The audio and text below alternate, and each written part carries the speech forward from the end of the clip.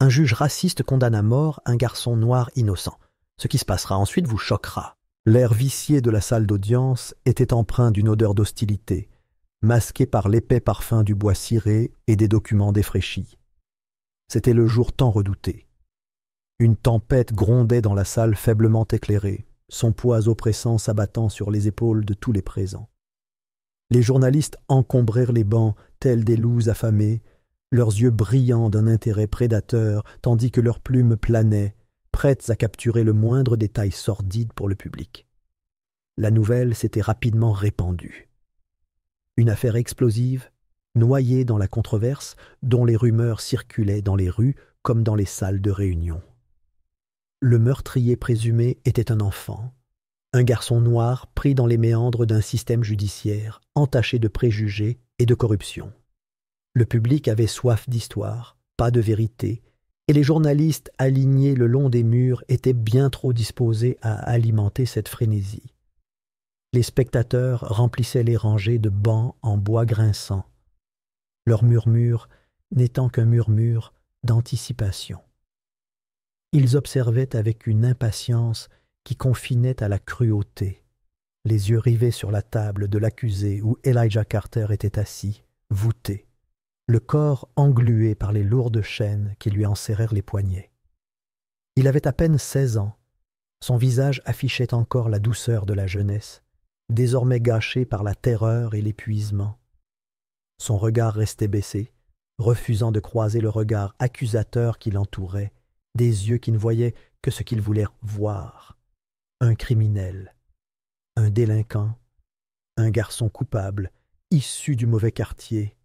Ses mains tremblantes agrippèrent les bords de la table brisée, ses jointures blanchissant sous la pression de son propre désespoir. Chaque instant éteignait un peu plus la lumière de son regard, son courage s'érodant sous le poids d'un examen incessant. L'avocat d'Elijah, Marcus Green, se tenait à ses côtés, sa présence, un pilier modeste mais solide contre la vague incessante d'injustice. Marcus était un homme connu pour sa quête incessante de la vérité, sa réputation bâtie sur les ruines d'affaires que d'autres avaient depuis longtemps abandonnées. Son dévouement envers ses clients était absolu et sa détermination inébranlable pourtant, même lui sentait que les chances s'accumulaient contre lui. Le système n'avait jamais été conçu pour des garçons comme Elijah. La vérité était fragile, et Marcus savait qu'il essayait de la protéger les mains liées dans le dos. Le juge qui présidait l'affaire était Leonard Wilkins, un homme dont le nom résonnait dans toute la ville comme un mauvais présage. Pour ceux qui se trouvaient du mauvais côté de son jugement, il était un signe avant-coureur de malheur. Ses décisions, un fil conducteur de partialité qui teintait son tribunal de nuances d'injustice. Son mépris envers les minorités était infâme, un comportement si flagrant et pourtant si habilement ignoré par ceux qui auraient pu faire la différence. Son marteau était une arme, ses paroles tranchantes et brutales, éliminant les arguments qui ne correspondaient pas à son propre sens biaisé de la justice. Son pouvoir au sein du système judiciaire était absolu, son autorité protégée par la complaisance de ceux qui refusaient de le contester. Les accusations portées contre Elijah étaient graves, leurs implications reflétant brutalement la soif de punition du système. Un vol qui avait mal tourné, prétendait-il. Un homme abandonné mort dans les ruelles faiblement éclairées de Hartford, son sang tachant le trottoir fissuré. Ce crime avait semé la peur et l'indignation dans toute la ville, la population exigeant une justice rapide, exigeant du sang pour le sang. Peu importait que les preuves fussent, au mieux, fragiles. Peu importait que l'affaire repose sur des fondations fragiles, ne tenant que par les paroles d'un unique témoin douteux. L'important était que quelqu'un en paie le prix.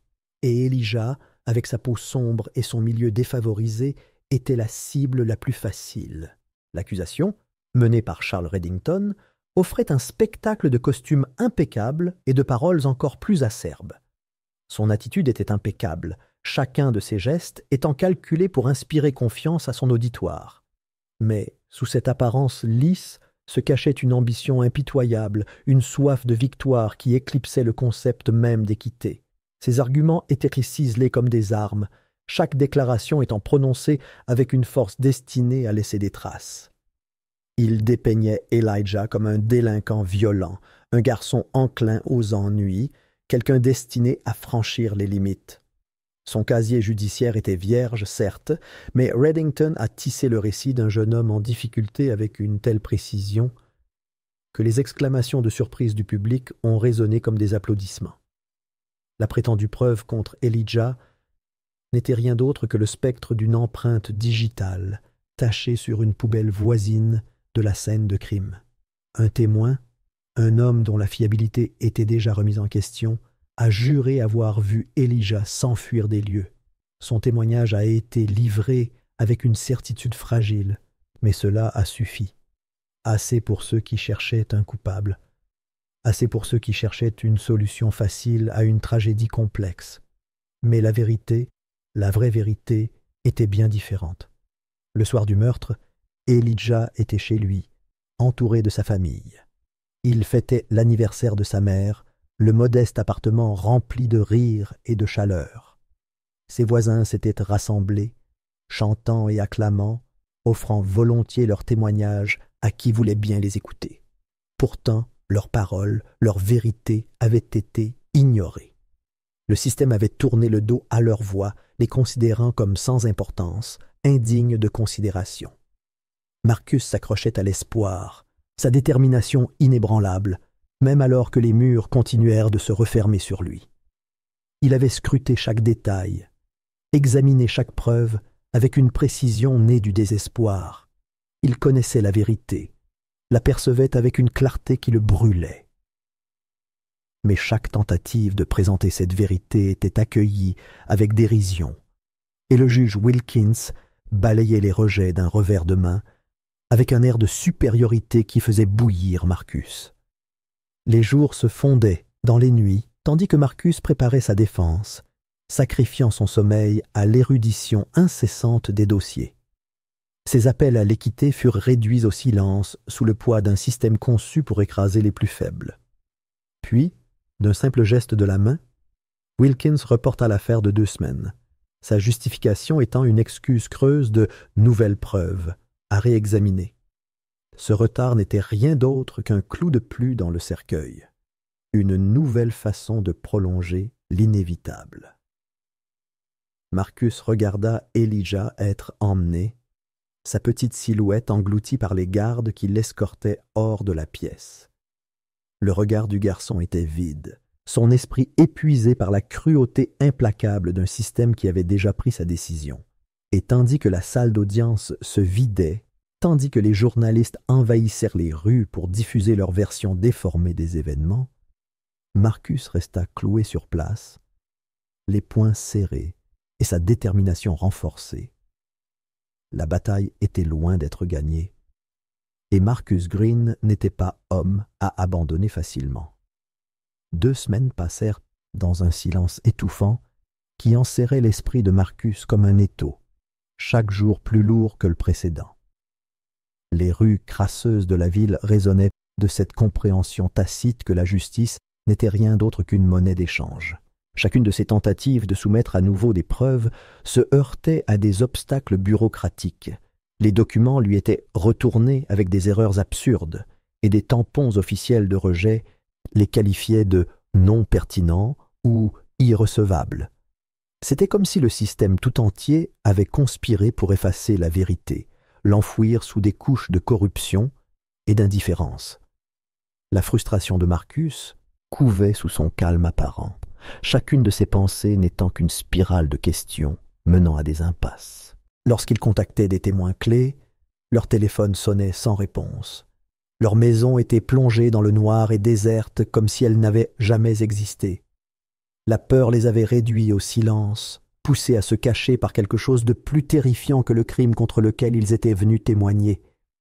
Les rares qui osèrent parler le faisaient avec des mots empreints de terreur, la voix tremblante, avouant avoir été menacés, avertis des conséquences qui pèseraient sur leur famille s'ils continuaient à coopérer.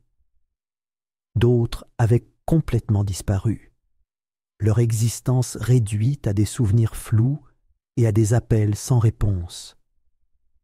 Les rumeurs avaient commencé peu après le report de l'affaire. Des murmures s'échangeaient dans des bars faiblement éclairés et des arrière-salles enfumées, des histoires de corruption et d'intimidation se répandant comme une traînée de poudre dans les bas-fonds de la ville. C'était une conspiration bien plus profonde que Marcus ne l'avait anticipé, ses racines étant étroitement liées aux puissants et aux intouchables. Des officiers de haut rang du service de police étaient impliqués, leur implication non seulement soupçonnée, mais méticuleusement orchestrée. Ils avaient piégé Elijah pour protéger quelqu'un de bien plus important, quelqu'un dont la réputation et l'influence devaient être préservées à tout prix.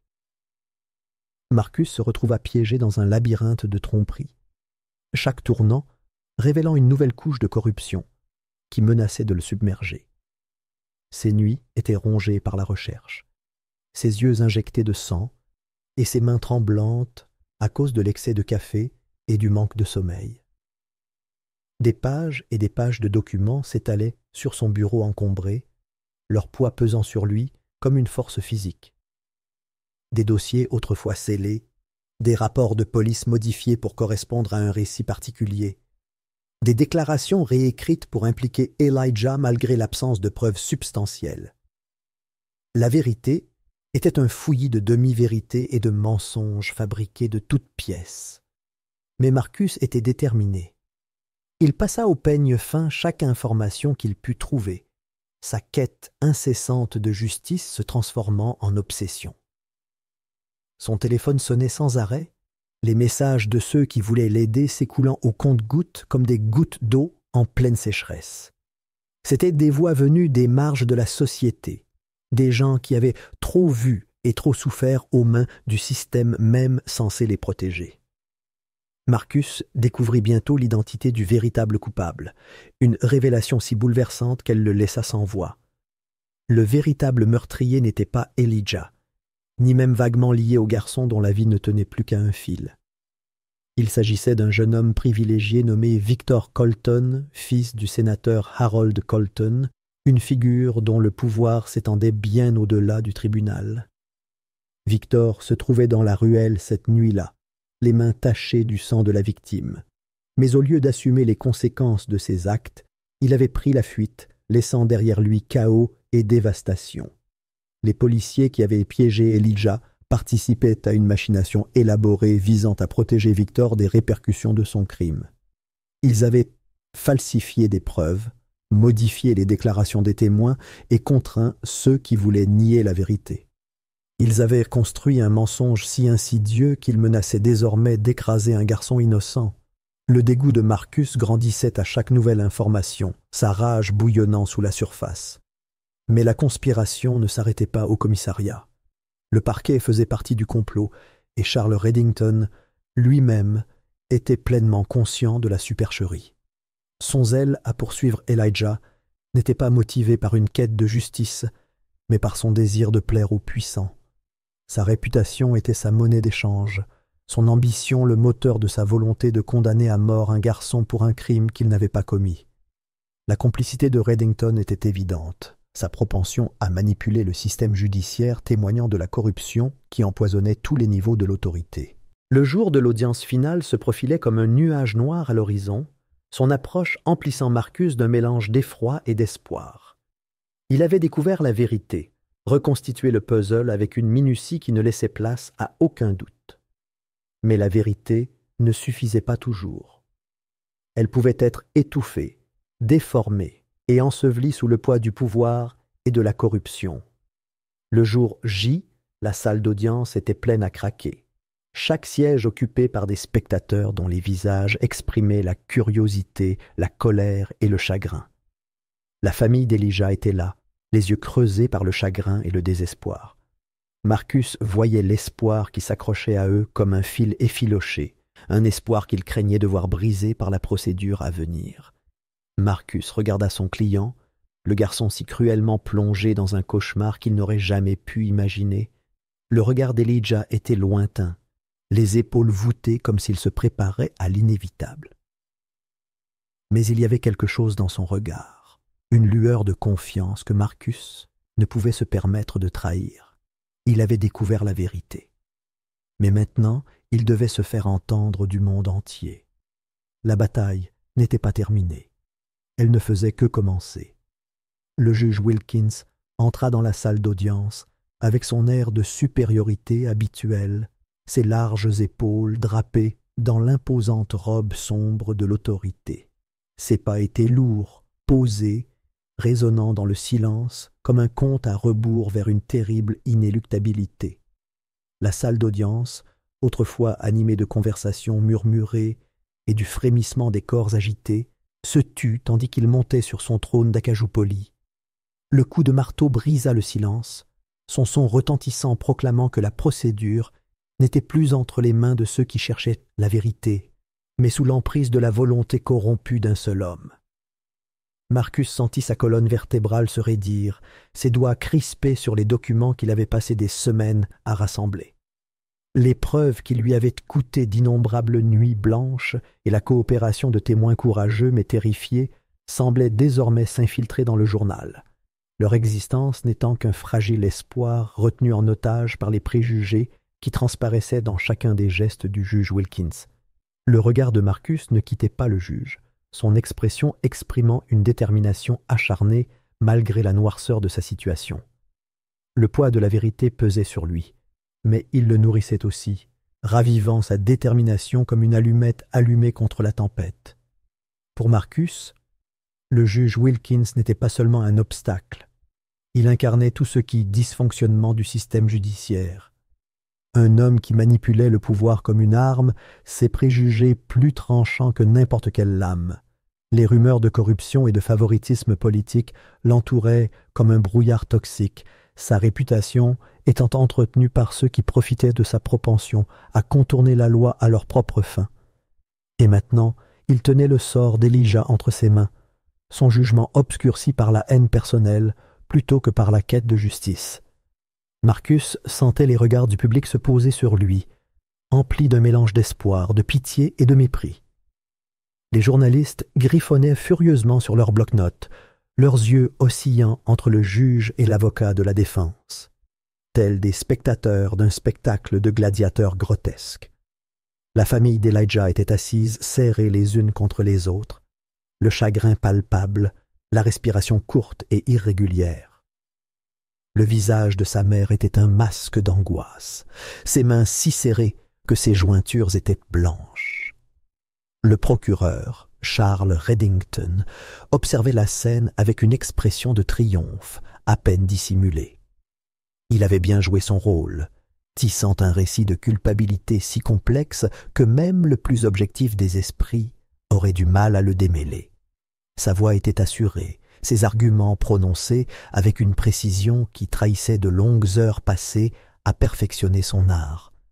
Pourtant, sous cette apparence polie se cachait quelque chose de bien plus laid, une ambition qui surpassait tout devoir de vérité ou de moralité. Son allégeance n'allait pas à la justice, mais aux hommes puissants qu'il avait placés à sa place. La poitrine de Marcus se serra tandis qu'il s'apprêtait à livrer son ultime combat. Sa voix était posée, ses mots choisis avec le soin d'un chirurgien pratiquant une incision cruciale. Il présenta les nouvelles preuves, les exposa avec la clarté d'un homme qui avait lutté jusqu'au bout pour découvrir la vérité. Les documents qu'il présentait étaient indéniables. Preuves de falsification de preuves, d'intimidation de témoins et d'une dissimulation visant à protéger le véritable meurtrier, Victor Colton, des conséquences de ses actes. Mais la réaction du juge Wilkins fut immédiate et cinglante. Ses yeux se plissèrent, ses lèvres se retroussèrent en un rictus presque rudimentaire. Le dédain qui émanait de lui était palpable, une force qui cherchait à écraser les efforts de Marcus. « Hors de propos et irrecevable », proclama Wilkins, sa voix empreinte de la froide certitude d'un homme qui se croyait intouchable. Son regard transperça Marcus, le mettant au défi de défier l'autorité qu'il exerçait comme un instrument contondant. Les mots de Marcus continuèrent de couler, son désespoir trahissant le calme qu'il s'efforçait de conserver. Il exposait le complot avec une précision inébranlable, faisant appel aux témoignages de ceux qui avaient tout risqué pour dire la vérité. Pourtant, Chaque phrase était accueillie par un geste dédaigneux du juge, chaque appel à l'équité rejeté, comme s'il ne s'agissait que des balbutiements d'un homme désespéré. Le sourire de Reddington s'accentuait à chaque argument rejeté, sa satisfaction évidente malgré ses tentatives de conserver une apparence professionnelle.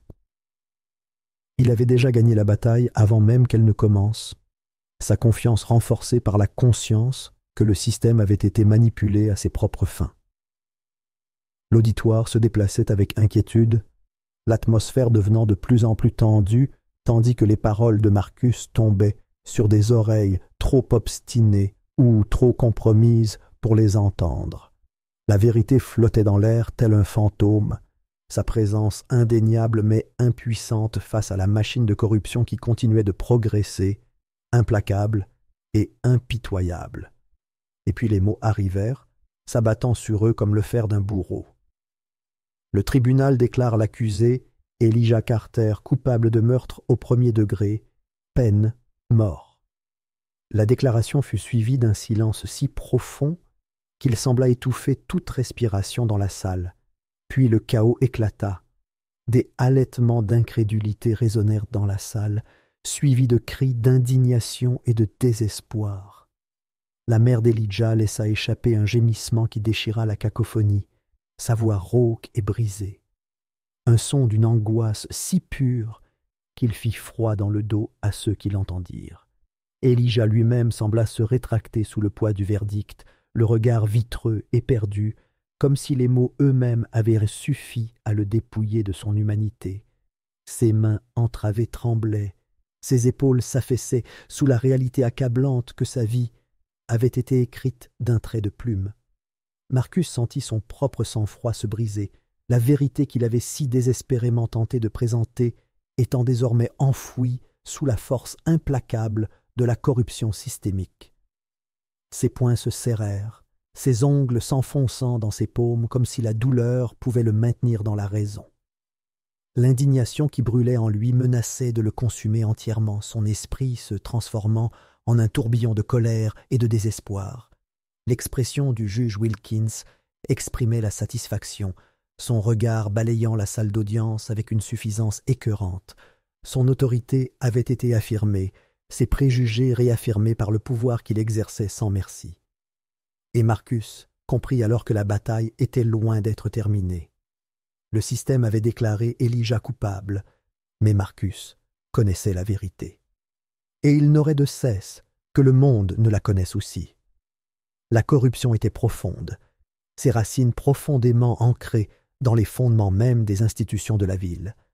Mais Marcus avait trouvé sa raison d'être, et il se battrait jusqu'à ce que la justice ne soit plus qu'un simple mot prononcé dans les couloirs creux d'un tribunal pollué par la cupidité et la malveillance. La détermination de Marcus, son enquête se poursuivit, mue par un besoin irrépressible de faire éclater la vérité. Son bureau devint un champ de bataille de dossiers désorganisés, de notes griffonnées à la hâte et d'appels téléphoniques tardifs. La fatigue qui pesait sur ses épaules lui semblait plus une armure qu'un fardeau. Chaque instant passé à fouiller la vérité le rapprochait de la révélation du complot grotesque qui avait mis fin à la vie d'un garçon. C'est au cours d'une de ces nuits blanches que la persévérance de Marcus porta ses fruits. L'appel provenait d'un homme à la voix tremblante d'un animal traqué. Il s'appelait Richard Hale, un employé subalterne du parquet. La peur le paralysait depuis des semaines, sa conscience en guerre contre son instinct de survie. Il parle de documents qu'on lui avait ordonné de détruire, des dossiers qui auraient innocenté Elijah s'ils avaient été révélés au grand jour. Il raconta des conversations à voix basse qu'il avait entendues, des allusions à des pots de vin et des témoignages falsifiés. Mais ce sont les appels téléphoniques qui ont fait battre le cœur de Marcus. Richard a révélé l'existence d'enregistrements, des preuves d'appels téléphoniques entre le riche homme politique, le sénateur Franklin Colton et le juge Wilkins lui-même, des conversations qui révélaient leur intention d'étouffer la vérité, de façonner le récit en leur faveur tout en détruisant l'avenir d'un enfant. C'était la preuve dont Marcus avait besoin. la preuve que la corruption était plus profonde qu'il n'avait osé l'imaginer. Les jours suivants furent un tourbillon de réunions secrètes et de paranoïa croissante. L'aide de Richard fut précieuse, mais sa peur était une ombre constante. Marcus lui assura sa protection, mais en vérité, il n'avait aucun pouvoir. Il était un homme seul, un soldat luttant contre une machine de guerre, avec pour seul moteur sa conviction. Pourtant, il persévéra, l'esprit brûlant de savoir que ses actes pouvaient faire la différence entre la vie et la mort. Les preuves rassemblées par Marcus étaient accablantes. Des relevés bancaires retraçant les pots de vin versés à des témoins, des relevés téléphoniques confirmant les conversations entre le bureau de Colton et le juge Wilkins, des courriels détaillant les instructions visant à supprimer les preuves susceptibles de prouver l'innocence d'Elijah. Marcus ressentait le poids de tout cela comme une chaîne de fer autour de sa poitrine, mais il ressentait aussi autre chose, l'espoir. Il apporta l'information à des journalistes de confiance, des hommes et des femmes qui croyaient encore au pouvoir de la vérité. La réaction des médias fut explosive. Les articles détaillant la corruption se répandirent comme une traînée de poudre, déclenchant une indignation publique qui déferla sur la ville avec une férocité débridée. Des manifestations éclatèrent devant le palais de justice, leurs chants réclamant justice, leurs pancartes portant le nom d'Elijah comme un cri de ralliement contre la corruption du système. Mais Marcus savait que le combat était loin d'être terminé. La colère du peuple pouvait être dissipée, ses protestations apaisées par de vaines promesses de réforme. Il lui fallait plus. Il fallait que la loi elle-même reconnaisse le tort causé, et pour cela, il lui fallait quelqu'un prêt à l'écouter. La pression publique devint impossible à ignorer. Même ceux qui avaient autrefois fermé les yeux sur la corruption se retrouvaient désormais sous surveillance. Les appels à des enquêtes se firent plus pressants, des voix s'élevant contre l'hypocrisie qui avait entaché les tribunaux de la ville. Lorsque les enregistrements furent enfin rendus publics, leur contenu indéniable et grotesque, le système lui-même commença à trembler. La réputation du sénateur Colton vola en éclats presque du jour au lendemain. Ses dénégations frénétiques, sa façade de dignité et d'influence soigneusement construite, tout s'écroula sous le poids d'une vérité indéniable. Ses alliés l'abandonnèrent, leurs propres intérêts menacés par sa disgrâce. Son pouvoir s'effondra, un château de mensonges réduit en ruine par la seule force de la fureur publique. Mais c'est la chute du juge Wilkins qui ébranla véritablement la ville. Sa destitution fut annoncée avec la même froideur dont il avait fait preuve contre ses victimes. Son arrogance s'évanouit, son influence réduite à un souvenir amer. Marcus ne ressentit aucune satisfaction face à la ruine de cet homme. Ce n'était pas la vengeance qu'il recherchait, mais la rédemption pour le garçon innocent dont la vie avait été mise en jeu par un système empoisonné par la cupidité et les préjugés. Le nouveau procès d'Elijah fut accordé, décision prise par des responsables désespérés de préserver le peu d'intégrité qui subsistait dans leur rang. Cette fois, la salle d'audience avait une atmosphère différente. Point de conclusion acquise, pas de ricanement ni de geste dédaigneux de la part d'un homme qui considérait son pouvoir comme un outil d'oppression. À la place, un nouveau juge présidait, un homme connu pour son intégrité, son dévouement à la vérité plutôt que pour ses ambitions politiques. Marcus se tenait de nouveau devant le tribunal, la voix assurée, la présentation de preuves claires et irréfutables. Les témoins, jusque-là réduits au silence, parlaient désormais librement, leur voix exempte de toute peur. Les documents, les enregistrements, les témoignages, tout convergeait vers un récit qu'aucun déni ne pouvait contredire. La vérité émergea de l'ombre où elle avait été contrainte de se cacher, et lorsque le verdict fut annoncé, ce fut comme si l'air lui-même avait été purifié. Elijah Carter fut déclaré innocent. Ces mots frappèrent Marcus comme un soulagement, sa poitrine se soulevant et s'abaissant au rythme d'un souffle qu'il avait retenu bien trop longtemps. Les chaînes furent retirées des poignets d'Elijah, son expression mêlant incrédulité et immense soulagement. Mais les cicatrices demeuraient. Marcus les voyait gravés dans les yeux du garçon, une douleur qui ne disparaîtrait pas simplement parce que la vérité avait enfin été reconnue. Il y avait un sentiment de victoire, certes, mais il était tempéré par la conscience de tout ce qui avait été perdu en chemin. La mère d'Elijah serra son fils dans ses bras, ses larmes de joie se mêlant à la tristesse de ce qu'ils avaient enduré. Marcus recula, les yeux lui aussi brûlants d'émotion. Cette bataille avait été gagnée, mais il savait que la guerre était loin d'être terminée. La corruption de la ville était un mal profond, profondément ancré dans les fondements mêmes des institutions censées protéger son peuple.